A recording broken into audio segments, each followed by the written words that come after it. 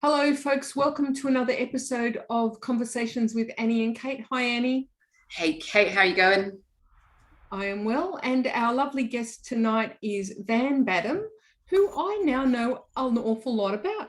I had no idea that she was a writer, a critic, a trade unionist, a feminist, an activist, an occasional broadcaster, and an internationally award-winning theatre maker. And I knew she was one of Australia's most controversial social commentators. But I just had no idea you had all of this background in theatre and stuff. Yeah, that's actually my life. That's my job. That's my primary source of income. I find it very strange that people know me as this sort of media entity because I sort of wander through the media going, I'm not of these people. That's not what I do. I'm a theatre person and I'm a full on theatre person. And yeah, I mean, it hasn't been the best couple of years to be a theatre person, can I say, like, quite honestly. This whole invisible killer virus thing has been a bit of a career downer. But really, that's what I do. I wrote my first professional play when I was 15, and I trained as an actor from the age of 14, and went to university and was a theatre major there. I lectured in dramaturgy for years at the University of Wollongong, at Monash, at the London Academy of Music and Dramatic Art. Like, that's actually what I do. And it is still very strange to me that I've ended up doing anything else with my life. Well, it's lovely to have you and really interesting to discover these other parts of you. So thank you for coming on board. I think it says something about the internet that for something that's supposed to be about this sort of live stream of individual consciousnesses, this great democratization of knowledge, it's actually surprisingly easy to find yourself fragmented. Yeah. And the idea, like, I've been friends with you on Twitter for what, 8 years, and and you haven't seen the theatre part of my life, which I would say, dominates my waking thought as well as most of my working hours.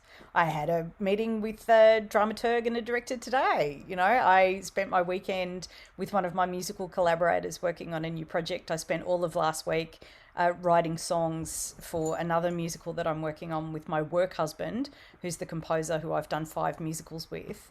And yeah, so it is very strange to me that people don't know My, that. my, my completely nerdy musical brain, because I love musicals. I love them. I love them dearly. That's because Hi, they are dog. the best. But please introduce us to your dog, please. This is Germanicus.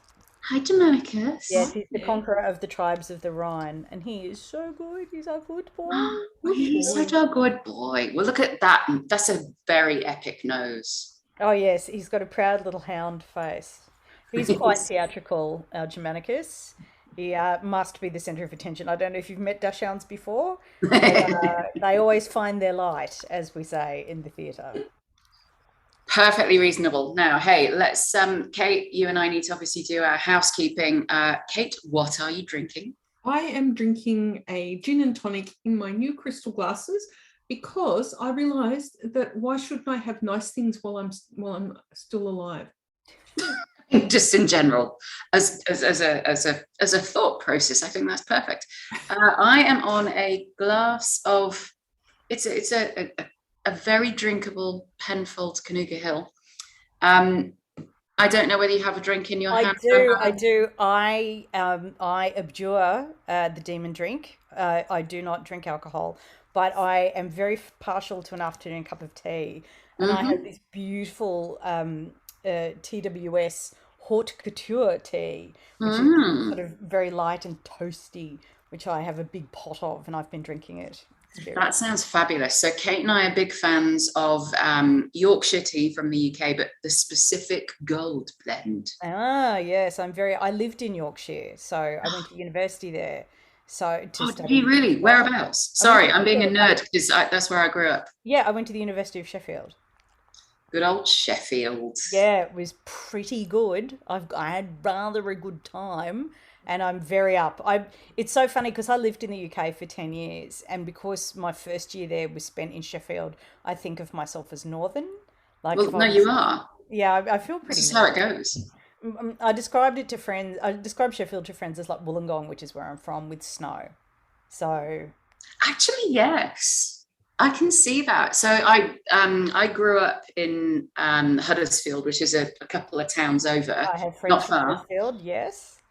And I've been to Wollongong many times, and I can see that analogy. I think that works. Yeah. So I went there as an exchange student in 2001, and all of the steel universities around the world have these various relationships. Right. So Wollongong, Bochum in Germany, the University of Sheffield, I think it's Urbana-Champaign in Illinois. There's a whole range of them who have these exchange relationships. So that's where I could go. And as an exchange student, I just loved it. The theatre department was intense. And what really sold me on going to Sheffield was they did a production of Richard III, which had 300 undergraduates set fire to a hill fort. And I was like, I'm definitely going. Like that's where I belong. Now, All right. I mean, if the screen shifts around, it's because Germanicus has decided to put his head on the mouse pad. all of these things are allowed and indeed encouraged. So we have a couple of set questions. None of them are particularly sort of challenging as in hard work, but hopefully they might help you think a little bit. So my first one for you would be, if you could go back to yourself, your former younger self, at any time in your younger self, what advice would you give yourself and why? Look, that's a really fraught question because my life is pretty good at this point, and I'm very much in my middle age because I'm 47 now. I'm at the point of going, it was all worthwhile because it got me to this point, and this is a really nice part of my life to enjoy. And I have made some really good decisions. My partner and I live in regional Australia, which is where we're from and where we belong. And I travel the world to come back to the place where I started, effectively. Uh, I'm in a really good relationship. I have a really cute dog. I do a lot of gardening. Like those kind of things are really important. And my career's in a really interesting place. Um, so if we recognize that everything leads us to this moment, I would say just roll with it. If I met a version of myself and saw the trajectory they were on, I would say, particularly to a young heterosexual woman, your love life is not more important than your education or your career. Mhm. So I, was boy crazy as a teenager and as a young adult. And I got really into the theatrics of all kinds of, you know, crazy youthful relationships. A lot of them were really fun. But what I now see in retrospect, which I didn't see at the time, were that the boys who used to sort of leave the pub early or not turn up to the party or, flake on various social engagements had their priorities in line. So I think particularly of one guy who I had this sort of on-off thing with, who was reading the books and going to the shows and meeting the people and doing the work while I was spending hours putting on makeup and making myself look fabulous. And, it didn't matter to him that he didn't look fabulous. It mattered to him that the next door would open and he'd get the next career progression. And sometimes I think, like of the time that I could have spent just reading more. Like there are still some great works of literature that I haven't read, and I could have read them when instead I was getting my hair done. You know what I mean? Like, Right. and really, as you get older, you realize that those years as a young person, you don't get them back. And before things get serious, before your parents get sick, before you're trying to have a family or dealing with not being able to have a family or any of those things, before things get really serious and complicated and it's about incomes and responsibilities and the rest of it, that's your opportunity to read as many books and see as many films and go to as many exhibitions and just absorb the world. I mean, I did make some really good decisions as a young person, and traveling was the major one. And I don't regret that, I mean, at all. Like, that was really how I got my education. I got a great education at the University of Wollongong, and at the University of Sheffield, but I really got to put it into perspective when I travelled. And I Yeah. travelled on my own, and I went to live in countries where I didn't know anybody and forced myself to acclimatise. And that experience of travel filled in a lot of gaps, and I'm really grateful that happened.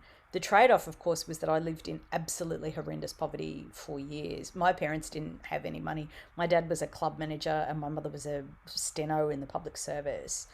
And they came from pretty hard scrabble backgrounds, the two of them. I mean, they did what they could and they were incredibly supportive, but I didn't have a safety net. Like, I didn't have, my parents didn't buy me an apartment. And, I certainly met people in my travels who were like, oh, yes, I did it rough. My parents had to buy me a bedsit kind of thing, which I always found kind of stunning. And it meant that particularly when I was in London and trying to make it in my theatre career, there were weeks that I lived on beans. At one point, I was subletting this disgusting bedsit I lived in to a friend of mine who was doing fairly unspeakable things in it for money because I had none. And while he was using the apartment, I was sleeping behind the couch at my musical partner's house because I just didn't have enough money to pay the rent. And I worked in, delivered newspapers in London, and I was a scientific test subject for money and worked behind a bar, like knackering until 2 o'clock in the morning hours, and then up again at 7. I used to sometimes sleep if it was really cold, if it was snowing in London and I'd done a late shift at the bar and I had an early one in the morning, I used to sleep under the coats that the customers left behind in the wine cellar in this sort of ancient London pub where I worked, and it was fairly terrifying. But I did it because I was trying to get shows on and learn my craft as a theatre maker and do the rest of it. And it took it out of me. Like, it was a really difficult experience. And eventually London got too hard. When Cameron got elected, the money that had sort of been supporting me in various jobs and programs I could get myself into. So I did a lot of work at the BBC, and I had this job at Lambda, and I was picking up bits and pieces at LIPA, which is Liverpool Institute of Performing Arts, various places, and getting the odd grant and just enough money to sort of only have to do 6 weeks working in a special ed school, or only a few weeks living behind the couch at Johnny Billina's house and things like that. But when the government changed, that money started to disappear, and they certainly weren't going to give it to an Australian. And it got really difficult, and there was more waitressing than there was work, theatre work. And I got really sick. There was a particularly bleak winter. It must have been in like 2010, 2011. And I was working in a wine bar as a, sommelier, hospo sort of. Yeah, it was, and everybody was like, oh my God, what are you getting paid? And I was like, £8 an hour. And I was like, oh my God, that's fantastic. £8 an hour, which was amazing. Like, a cab home cost me like 2.5 hours of work. And I just costed everything in terms of that kind of income. And the snow was bitter. Like, I was walking through snow that was up to my chest on the way to and from work if I wasn't sleeping in the cellar. And the power got cut off, and I didn't have enough money to get the power put back on. And then I got sick, and I got really, really sick and was like coughing up blood, and I was hospitalized. And it was really the end of my time there. And at the same time, you had those horrendous riots in London where they burnt down a department store, and the whole city just seemed to go crazy. I know, I just wrote an assignment on those. It was full on. So I was in a terrible relationship. That was 2011. Yeah, I was in a really, really bad relationship that was in its last days. And I had an accident in my bedsit. He had moved into my bedsit. This was my life. And I cracked my head on the ceiling because the bed was in the ceiling. You cannot imagine, like, friends of mine who saw that apartment are still like, I literally cannot believe you lived like that. And I cracked my head and I had a mild concussion, and my partner was not really taking it seriously, was just sort of, having a sulk about something. And a friend of mine had one of those moments where she just sensed something was wrong. She called me and she was like, are you okay? I was like, no, I'm not. Like, I've hurt my head and I think I need to see a doctor. And she was like, she hated him. She was like, I'm going to come and get you and I'm going to take you to a doctor. And she drove across London. She lived in South London. And she was like, I want you to break up with him. He is no good for you. You have hurt your head. This is not on. And was sort of giving me this, intervention. as we drove around, and we couldn't get into a hospital. She was like, I'll take you to Guy's. We couldn't get to Guy's because it was surrounded by barricades and buildings were on fire. And then she tried to take me to Thomas's, and she tried to take me to Lewisham, and we ended up in Kent. Like, we had to drive all the way to Kent and by this stage it was the middle of the night, and I clearly had a concussion, and by this stage I was throwing up and my eyes were bloodshot. She was terrified that I'd had like a hematoma or something. And finally, we could find a hospital where we could get through the barricades and things weren't on fire. But we were driving through London, there was smoke everywhere, and we were watching people loot televisions from Sainsbury's. Me with this head injury in, the last days of this terrible relationship, and this friend of mine going, desperately trying to keep everything under control. And I got some help, but they were like, we can x-ray you, but you'll have to come back in 4 hours because we're treating overflow from London. People have been injured in these riots. And so we went back to where my friend lived in Lewisham, and the street we were on there was a mob that was coming down the street. I did an ABC interview about it because the ABC were on Twitter going, is anybody in London? And I was like, I am here and I can hear the rioters, and did this live cross. And the rioters were coming down the street, smashing windows one after the other, and you could hear them getting closer and closer and closer and closer, just crowbarring these windows in. And I was like, this is not the London I moved to. Like, what is going on? That is absolutely fascinating. And just, I mean, geez, I don't know what I would have done in that scenario at all, other than, I don't know, hunker down and stuff. But wow, I don't know how else to cross back to Kate. Kate, what's your question? It's utterly fascinating because those riots were because the police were racially profiling somebody and killed somebody and then lied about it. So, it was sparked by righteous anger on the part of the community, but they went like wildfire. Oh, because it was in the context of the early Cameron period. And because this was the thing, in 2010, I had my first book come out. I'd written a paranormal young adult novel about witches, which I'm still very proud of. Like, it exists, people can buy it. It's called Burnt to Snow. And I'd come back, Cameron got elected, and I think a lot of people were in that place of going, he wears Converse and talks about the environment. He'll be fine. If we're going to have a Tory Prime Minister, he'll be fine. And, people were disillusioned with Labor, who'd been in for so long, and he got elected. And of course, he wasn't the Converse wearing environmental saviour. He was a rabid neoliberal who just started to shred the NHS and the welfare state. And things started to fall apart. Like, jobs disappeared. Like I said, the money went from grants, like, all of us, they sacked thousands of people. The film industry was defunded. Like, all of these things that people had convinced themselves would be fine were not fine. And there was this anger and confusion that was just running through the city, and they started talking about the bedroom tax. I don't know if you remember the bedroom tax. Oh, yeah. Yeah, and that, I mean, it was really terrifying. And you saw that explosion in users of food banks, and suddenly this return to some old school style British poverty, it was happening. And that was, the riots were in the context of that sort of, fear and alarm and this sudden change. And that had started to happen when my book came out. I came back to Australia I think I was gone for 4 months, and my partner's family some of them were based in Japan. So we went to Japan and had this like lovely Japan time, came to Australia, went on book tour, put up in all these hotels. This is back in the days you could physically attend writers' festivals. It was all very exciting. And, and me going to high schools, and it was all, Australian and sunny and fun. And we got back to England and we couldn't move back into our flat. And we had subletted a flat from somebody else in the great, London sort of horse trading that goes on around rooms. And it was literally like being in a different country. It was like we'd left London and come back to a London dystopia. And you could feel it. Like, our first night back after a few months away, there was a different quality. Like, it was just strange. And I secretly started applying for jobs in Australia, like, because I just thought we have no future in this version of London.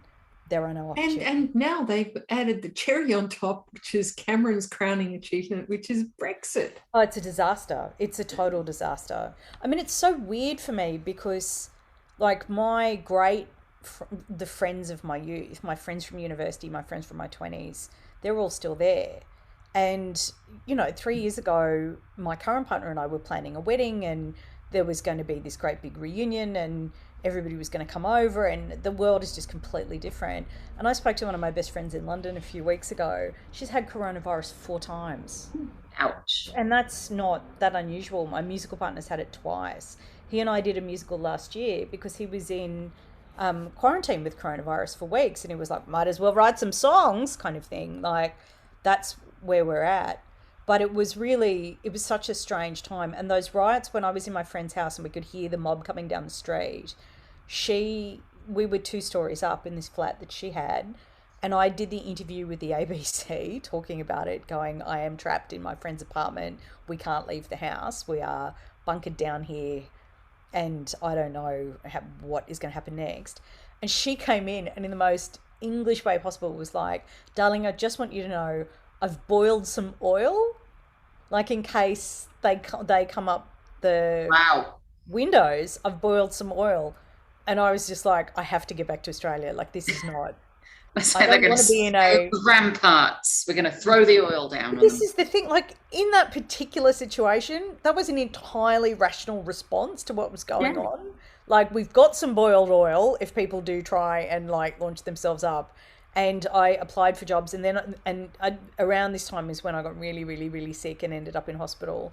And by a total miracle, I got a job back in Australia. So I got out. But it was a horrendous way to end what had previously been the most fun 10 years of my life.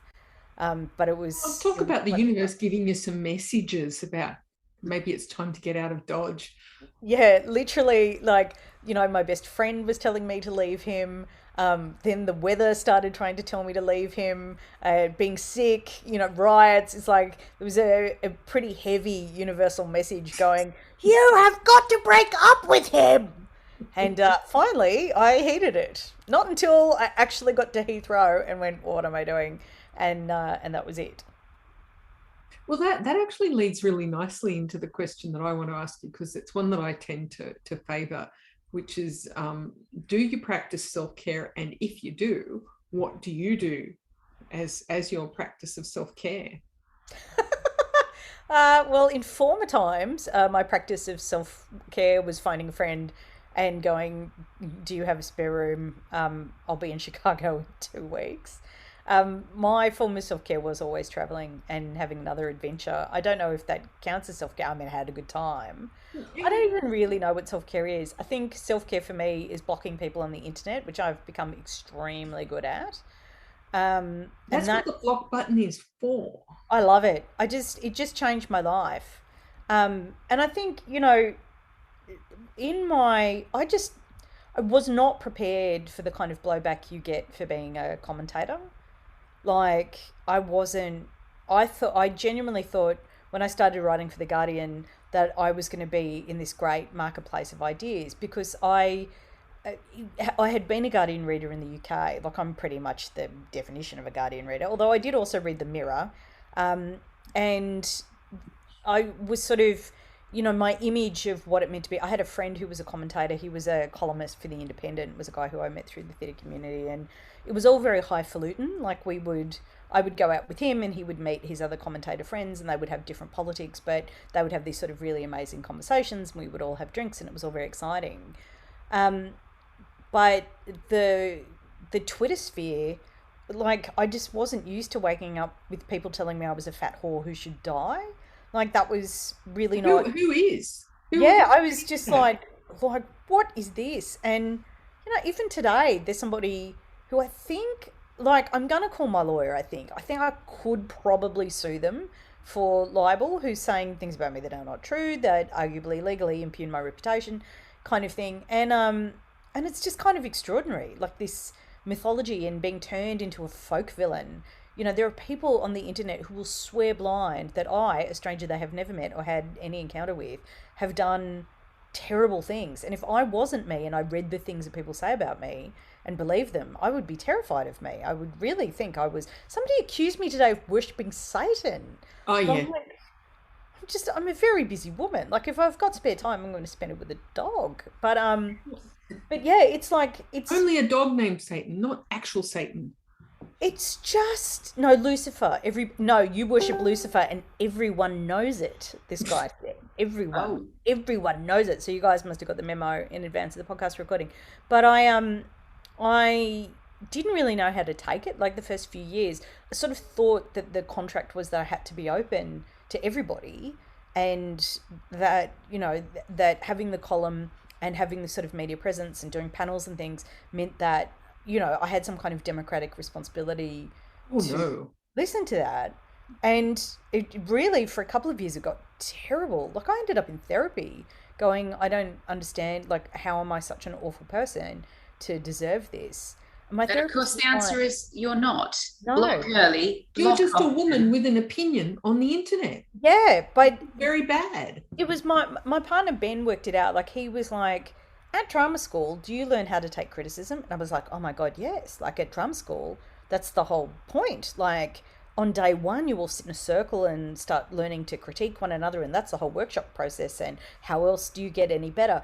And Ben was like, look, the people who are telling you to kill yourself on the internet, they're not trying to make you better. This is not a constructive critical process. They are not trying to encourage you to write the great Australian play. They want you to die. And he's like, we do not listen to that criticism. Like, the only influence they have is the influence they have over you, and all of those things. But another friend of mine described it as, Twitter is not a democracy. Or social media, it's a republic. And you get to determine Yes. who gets to participate. And from the point where I really started going, my life is finite, I'm under no obligation to listen to abuse, that's when I sort of got my mental health back. And That sounds like the very definition of health self-care to me. yeah. I I mean, think let's you face were it. spot on when you jokingly said the block button, but I think that's true. I think the thing is, you have a right to keep yourself safe, and avoiding distress is a way of keeping yourself safe. And the other thing I thought, like, because it's like, is criticism valid? Of course it is, but there are different qualities of criticism. Frankly, if I want to know what, like, a hard right person thinks, I'll, like, do a panel with them. You know what I mean? Like, why am I letting ask them? You know plenty of them. Yeah, like, why would I let Jace 2X11717 say you're a fat lefty whore when I can probably, like, ask Greg Sheridan or something? You know what I mean? Like, and yeah, so that's sort of been the great revelation, that that criticism is important, but quality of criticism is really Of important. course. And the quality part, I think, is the really important part of Yeah. that sentence. So I do have a follow-up question for you. Where did your love for theatre come from? Lots of things. I always knew I wanted to be a writer, always. That was vocational. So I learned to. My grandfather died 6 weeks before I was born, and my grandmother, I was her transition through that grief, and she read to me. She had a lifelong love of books. My mother was named after Major Barbara, who's the character in a Pearl Buck novel, I think. Yeah. And books were really, really, really important in my family, because if you couldn't get a formal education and you didn't have the money to travel, you could at least have this window on the world through books, which were incredibly important. And so I learnt to read very young. Like, I was reading when I was about 3. And my mother one day found me, we were in the bank, and I was copying all the words on because you had to fill in the deposit slips and things. Remember this? Remember when banks had deposit slips? And I was writing open, closed, no smoking, and trying to get the letters right. And my mother realized that I probably had the capacity to learn to write as well. And she had a Remington typewriter that my father had given her when she was, like, temping and things. My father had bought her this typewriter so she would be able to take on jobs and work from home and whatever. And she taught me how to write with the typewriter and pressing my little fingers on the keys so I could make the connection between the letters that I saw in the books that I was learning and what they all look like. And so I learned to type almost, as soon as I was writing, I was typing. And it just meant that I always had that channel for expression. Like I could essentially type faster than I could think, and I could get the words on the page and look at them and go over them. And it just became the way that my brain is wired around words and the construction of words and the mechanical channel of getting them out. And which is pretty weird for an extremely young child to do. But I just knew that that was me. And when I saw writers on television, I was like, oh, that's what I do. That's what I'm doing. That's my thing.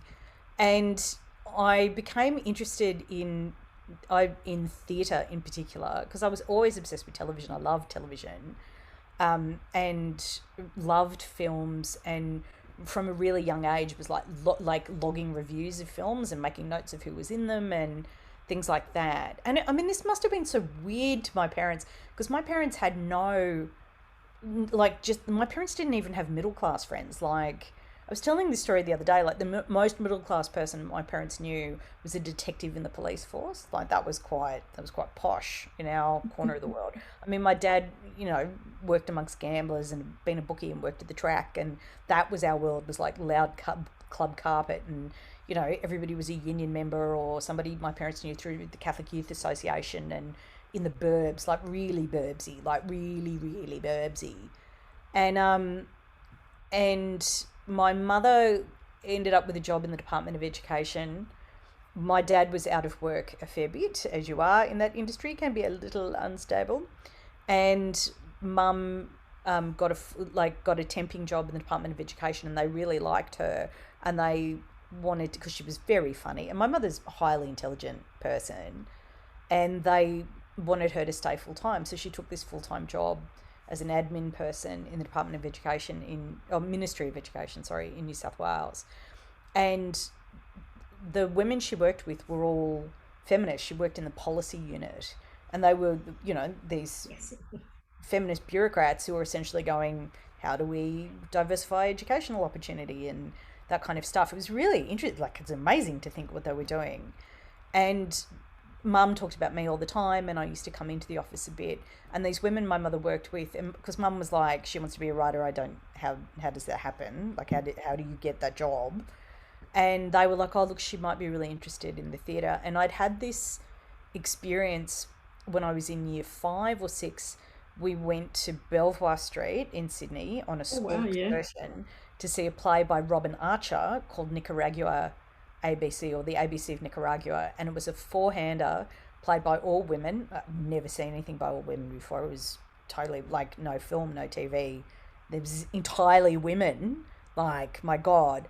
And it was the story of in post-revolutionary Nicaragua, where the Sandinistas realized that they had this massive literacy problem with all these peasants who they couldn't communicate or get messages through because literacy was so poor.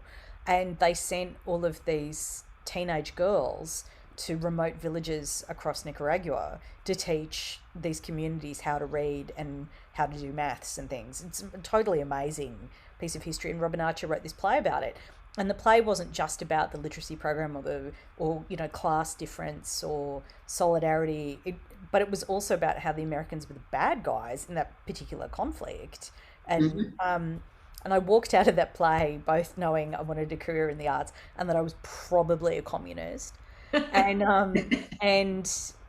and my mother very dutifully bought me a copy of I came home and I said, I think I'm a communist. And Mum went, do you want a copy of the Communist Manifesto? And I said, yes. And she got me the Penguin edition, and I read it very dutifully. But my mother's workmates were subscribers to like a women's theatre club, like a feminist theatre club that went off to see feminist plays. And I saw a production of A Doll's House at Belvoir that John Howard was in. And I saw an extraordinary... Not that John Howard, the other John. I was just going to say the only John Howard I know is probably not... No, there's an actor, John Howard, who's... Not that John Howard, definitely John Howard. The other one. And it was just... that A Doll's House was just amazing. It was amazing. And I was in. Like, I understood that I could gain, like, global travel and incredible insight and... intellectual challenge and all of these things just by sitting in a room for 2 hours. And, so I mean, you're obviously attracted to go to London, which is obviously, the great center of stage. Were you not interested to go to New York, which is the other center? oh, well, I've been there too. But It's about, you lived in the UK for like a long time. yeah, Were but I mean, I went to New York a lot. I mean, yeah, London, because the difference was that I have the right of abode because of my impoverished Glaswegian dock worker grandparents. Um, I had I didn't have a British passport, but I had a right to live there and a right to work there. And that was once I'd done my year of exchange on a student visa, I realised that I could go back there. And of course, what happened? So I went to Wollongong Uni to do theatre. I did youth theatre in Sydney, which was totally amazing and fantastic, and met my sort of tribe, and they got me out of the particular kind of bogan burbs Monday to Friday, and then amazing night adventures with the drama kids on the weekend, which was a pretty good deal actually. A lot of velvet hats. And then I went to the University of Wollongong and had the time of my freaking life because it was just like a playground full of all these kids who were just like me, which was just awesome. And then when I did the exchange to England, everything just started to happen for me because even though I was like making theatre at Wollongong Uni and having a great time and learning and studying and also running around after boys and doing student politics and getting arrested and all the fun stuff, I when I didn't get any breaks, like I didn't have an institutional patron beyond the university, and I didn't even really have contacts in Sydney. I won the prize with the Naked Theatre Company, and that sort of got me so far. But beyond that, I wasn't. I didn't get. I applied to do the playwrights course at NIDA, and I was at NUS National Conference when the interview was on, and it was just a bunch of misconnections. Like I just didn't have the networks in Australia to really get beyond what I'd already done. And then when I did the exchange to England and I sort of had a bit more courage, and I went on my first day there, I went to see the head of the theatre department and sort of tripped over the door landing, fell flat on my face. He was on the phone, and then he had this like prone undergraduate on the carpet. He was like, "Who the hell are you?" And I went, "I'm an aspiring Australian playwright." And he thought that was quite funny and asked if he could see anything I'd written. And I had this play called Kitchen, which I'd got a little bit of Australia Council money. It was like my first grant in Australia to do a development of this play at Theatre South, which was the regional theatre in Wollongong at the time. And the Theatre South had done the development but didn't program it. So I had this script which I owned, and I got about $4,000 for the process, which was enough. I got a scholarship for my exchange, and then I had this little bit of money that enabled me to go to Thailand and do various things. And I gave the head of the theatre department at Sheffield Uni the script, and he went, "Let's see how good you are." And then I got a phone call, and he went, "Yeah, this is great. I think you're really talented." And I've called Michael Grandage, who at the time was the artistic director of Sheffield Theatres, who went on to be the artistic director of the Don Murray's, like one of the most famous theatre directors in the world. And my lecturer knew him and passed this script to him, and Grandage went, "Oh, this kid's pretty good." And and my lecturer thought I was hilarious because I was like this ridiculous Australian, like wearing ridiculous University of Wollongong clothes, around, my boots and my, leathers and the rest of it, and a bandana around my head, like looking like a Grateful Dead fan, as was the fashion at the time in Wollongong, in Sheffield, where all the kids were into clubbing and dance music and all wore, the latest trainers and whatever. I mean, they all thought I was a complete freak, and he thought I was quite funny. So Grandage said, "Look, if the kids want to form a company and do the show, they can have a venue at Sheffield Theatres for free, and we'll sponsor their development and the rest of it." And it just all started happening really quickly. Like all of a sudden because there were some really ambitious kids who were doing drama at Sheffield Uni, and they were like, "Yeah, we'll do it with Michael Grandage. He'll come and see the show and he'll support it and the rest of it. We're there, no problem." And they did the show, and they I went traveling, and then I came back to Australia, and I got a phone call from them saying, we're going to take it to Edinburgh. I was like, what? Like the Edinburgh Festival? Like, really? Is that a thing? And they were like, yeah, we're totally doing it.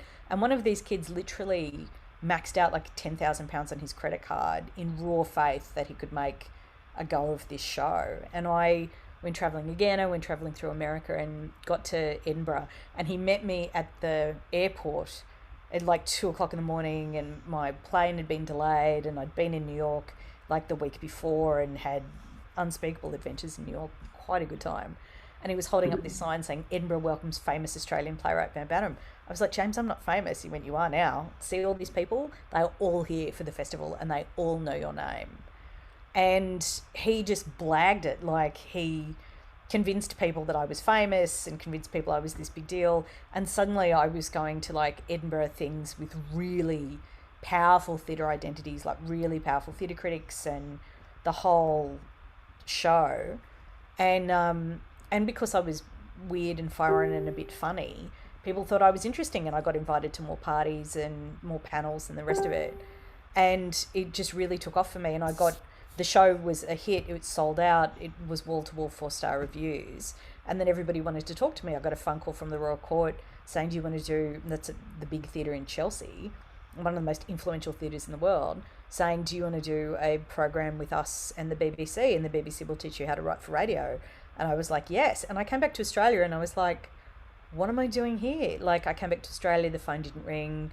I was, not really knowing how to contact theatre companies, and I realised that my opportunities were in the UK. So I got the visa and I went back again.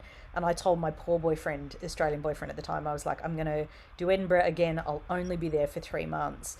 And of course, I got offered residencies, and then more shows, and more people were interested, and things just blew up for me. And I made a deal with myself that I wouldn't come back to Australia until the work ran out. And that took me to other places. Like, I did really big shows in Germany. I got a German agent, and a bunch of my stuff went into translation. I met these mad Icelandic guys who did shows of mine in Reykjavik. And then I got a phone call one day saying, are you busy? Do you want to come to New York and do the Summer Play Festival? We'll be able to pay you an honorarium and put you up in a hotel for the whole thing and give you an... Which, of course, you say hell yes to. Yeah, and I literally got the phone call. It was one of the weeks I was sleeping behind the couch at Johnny Belinda's house. And I was like, well, yeah, I'd love to go to the New York Summer Play Festival. Like, what is that? And it's like this major festival for emerging artists sponsored by one of the biggest producers in New York, and everybody goes and you meet everybody. And I got a commission from the Wilma Theatre in Philadelphia, and it was just, yeah, it was totally amazing. That sounds incredible. It's like this whole miasma of stuff that sort of convinced you to keep going. Yeah. And to sort of reinvest in your own self and your own career path. And I guess my other question for you on that is, bearing in mind we're in the wilderness of 2 years effectively of COVID times. What advice would you have for any budding playwright or writer or woman who is considering whether or not theatre is the right career path for them, particularly given that the last 2 years has been so hard? I think I would say, if you're not prepared to set everything on fire, it's not the life for you. I mean, this is the thing, like, it's hard. Like, it's really hard being an artist. Being a good artist is even harder, and the job is to aspire for greatness. You may never get there. But I remember reading an essay about the ecology of the arts is that it takes like 1,000 playwrights to make one Brecht. And Shakespeare did not exist in a vacuum. There's no individual genius. Like, the generational genius who pops up is part of an ecology which is made by people who won't get the glory and may not be remembered, but whose presence and engagement like feeds that channel for greatness, And that really stuck with me, that it was that I may never be the artist I want to be, but if I keep working and work as hard as I can, I might be part of the generational ecology that produces somebody who is great. And that's enough. Like, that's enough to make your life worthwhile. I mean, wouldn't you love to be able to say that you're one of Breck's friends? Like, that'd be great, you know? And but I realized very young that meant things were going to be different for me. They were going to be different, and that I, particularly because I came from a family without money or contacts, that it would be hard. It would be really, really hard, and a lot of it would be awkward. And that I just had to keep going and remind myself that we have a saying on my side of politics, which is no one ever dies. Like, as long as you are alive, your capacity for resurrection is infinite. And I've sort of approached my career in the arts in the same way. Like, it is really difficult, and you don't get to have the things the other kids have. Like, and I sort of remember when I went to England the first time, when I was just about to go off to university there, my partner at the time and I stayed the night at my mother's house.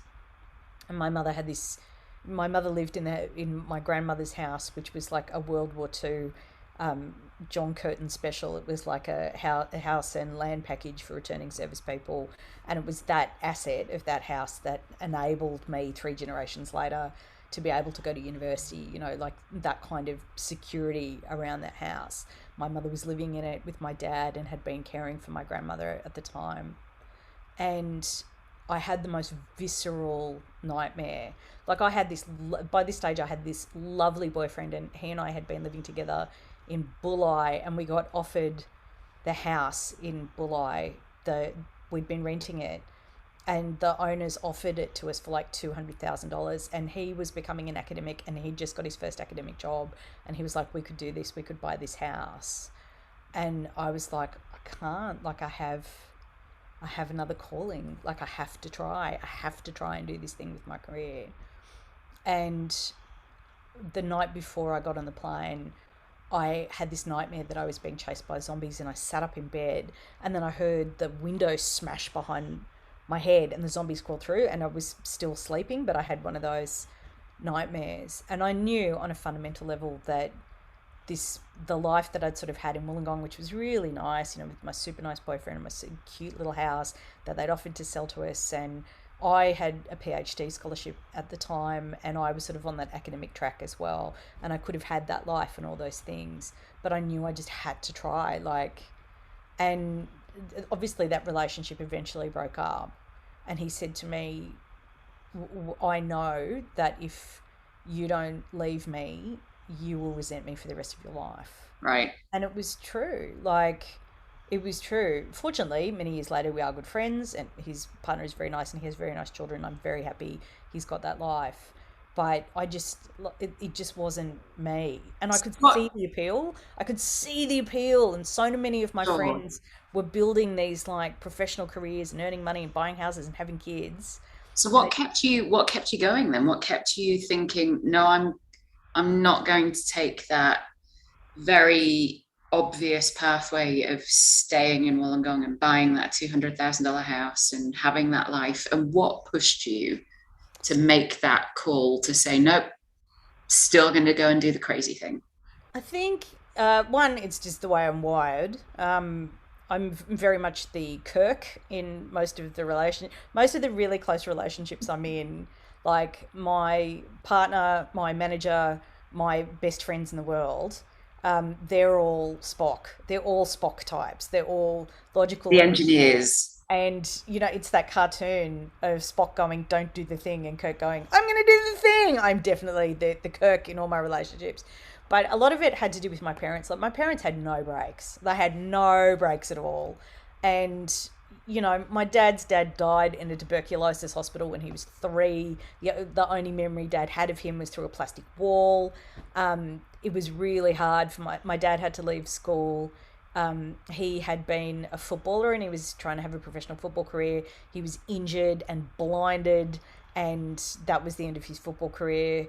And then he eventually got his sight back, but it was never the same, and it was all over by that point. He had to get a job and immigrated to Australia and the whole thing. And that was when he was, 16? And my mother was the same. She had to leave school. There was, the only education she got was at business school. She was really interesting, my mother, because she travelled and she worked out how to travel because she had that sense of adventure.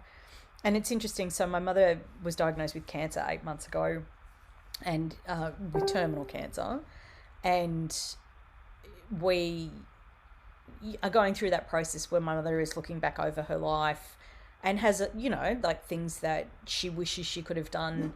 But the things she did do with her life were incredible for what she was offered, just amazing.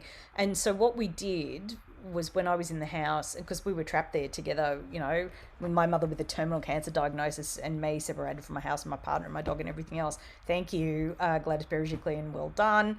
And we decided that we would buy travel posters, vintage travel posters of all the places my mother had been in her life, and we made this extraordinary list of all these. I mean, she went to Sri Lanka and she went to Nagasaki in the 1960s, and she That's went incredible.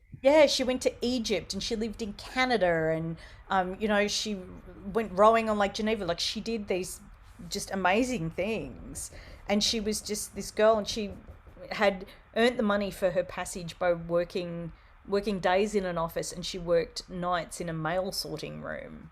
Like things like that. That was the That's kind of badass. yeah. She was But the it kind of sounds person like, she was. sounds to me like she really she gave you that as a gift, as a gift to you, and that may have influenced you quite considerably. Oh, well, my mother used to tell these extraordinary stories of the places she'd been when I was a kid. I just have to plug the computer in, which everybody loves hearing during a podcast recording.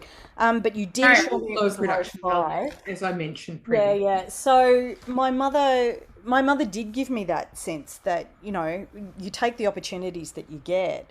And they both had an enormous sense of frustration. Like, my dad my dad loved sport like no other human being in the world has ever loved sport. And he wanted to be a sports journalist after his injury. And he was a really good writer, my dad. Like, he was really talented, and wrote the most amazing letters. Like, I'm so lucky I have the collection of emails that my father sent me in the 10 years I lived overseas. They're quite extraordinary. And then my mother wanted to be a doctor, and she only actually told me this like in the last few years, but it was just so beyond what anybody would facilitate for her. She really wanted to be a pediatrician. That's what she wanted to do with her life. And she went nursing, and she had that issue where she was a highly intelligent woman, denied the opportunities that had been given to far less intelligent men who ordered her around and treated her like garbage. And my mother tells this story about she was the person in the surgical theatre who had to pick up all the blood-soaked rags. They have some name for it, back in the day. And the doctors were throwing them at her. Like, so she would be hit with these, like, What? blood-soaked.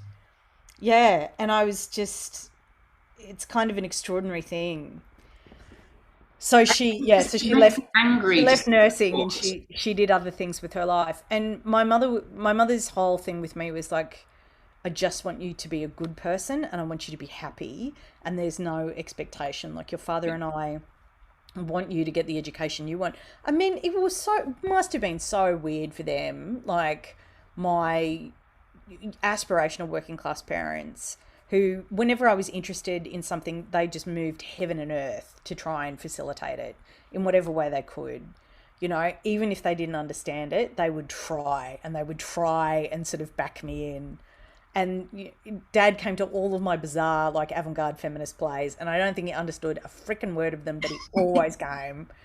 And That's true support. yeah, yeah, and my dad, who could tell you, I had an ex who once said, I could probably tell you who's in the who's in the Portuguese national team now, but your dad can literally tell me who was playing in the Portuguese league in like 1968. Like, he had the most encyclopedic knowledge of sport. It was completely Seriously, my dad was the same. He would be able to tell you from not just football, but right through to cricket and almost through to tiddlywinks Yeah. who was playing in the national team at any particular time. It's fascinating. Oh, it was amazing. My father only ever got one sporting question wrong in Trivial Pursuit his entire life, and it was about knitting. And my mother would bring it up all the time, and it was like the scores were like same for him. But they had been so frustrated that they facilitated. They just if I had a dream, that we were doing it. That was it. So when I got my marks for year 12 and had miraculously done better than I had expected, and I announced that I was not actually going to do the law degree that I think my father really wanted me to do,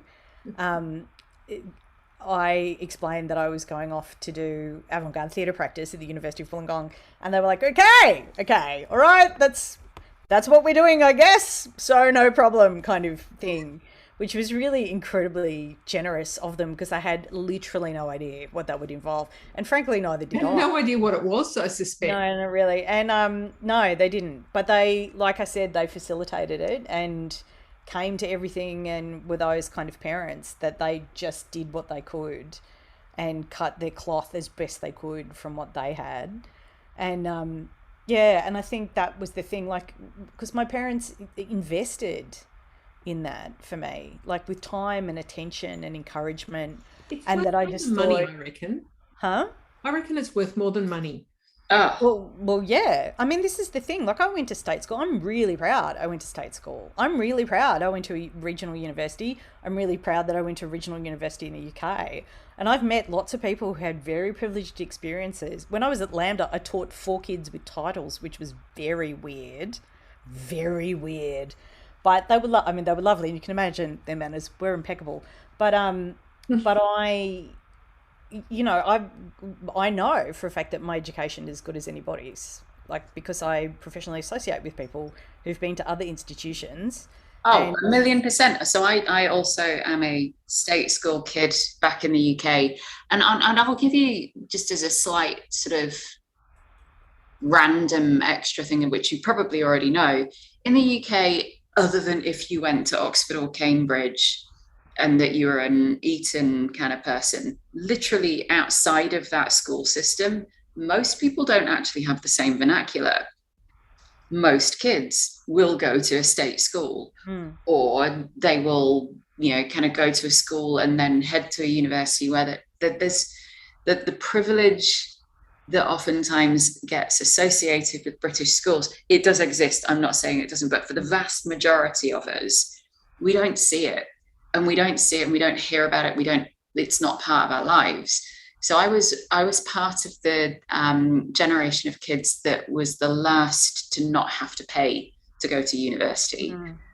Sure, it was still means tested, so my parents still had to chip in a little bit to pay for books and what have you. But it was beautiful, because you're in and around a bunch of kids who are just like you and not like you at all, and you got to learn so much from that experience, and I loved it. I thought it was fascinating and beautiful, and I'm really grateful that I got that experience. yeah, I mean, I had such a, I really do think that I was really lucky because I sort of came in at the end and was enrolled in my degree before Howard increased all the HECS, to the point Right. where a lot of working class families were like, why are you going to saddle yourself with a massive debt on a career that's not going to return you? And my mother had those it turned out, things that my mother told me years after they happened. When I was about 14, 15, my mother had spoken to my art teacher at school going, look, Ben is creative,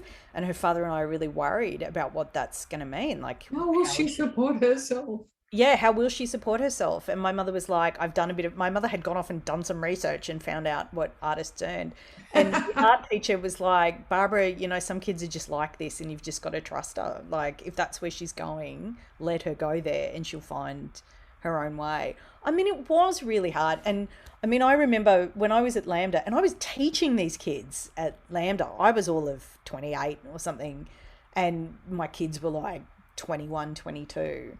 And I went out with them one night, and they were spending, like, because Lambda, Hmm. you had to have the dollars to go to Lambda. And back in the day, it's different now. They actually have public places and stuff, but it was pretty full on. But they were buying drinks with £50 notes. I'd never seen a £50 note before. And these were my I've never seen a £50 note. Oh, it was hilarious. And I was just like, and this was at Roof Gardens in Kensington, which is an extremely posh bar, which I don't think I would have been let into if I wasn't with them. It was literally hilarious. And we were in like a silk pavilion. They had these, at the Roof Gardens, they have these sort of British Raj style silk pavilions, Yeah. or they used to. And I was just like, how on earth did I get here? And I realized it was really funny. I was with my Lambda students one night, and one of them had an Australian friend. And they were like, oh, you must know one another because only 17 people live in Australia, like kind of thing.